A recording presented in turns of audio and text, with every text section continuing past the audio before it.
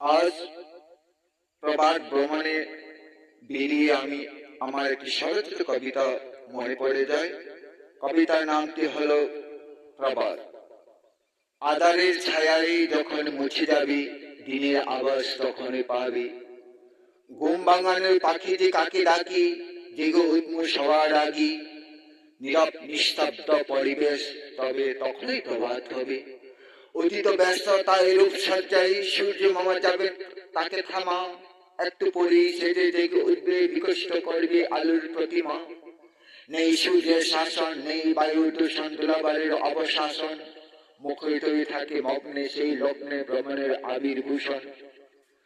হয়ত ঠান্ডা হয় শরীরের স্পর্শে বেঁচে যাওয়াই, হৃদয় পুলকিত হয়ে উঠেছে স্পর্শ পাওয়াই। ভেরি পরিক্রমার ভ্রমণে প্রভাত লগ্নের আগমনে, সূর্য মামা যতক্ষণ উকি না মারে গগনে। এগিয়ে গেলাম পথে নিজের দু পায়ে হেঁটে, জরাজীর্ণ সর্ব কেটে। ভেবে দেখলাম তখন যে অবাক হলাম, ব্যর্থ জীবনের দুঃখর ভুলে গেলাম। এতে কি বিস্ময় সেই লগ্ন, কেন যে আগে হারালাম। ধন্যবাদ।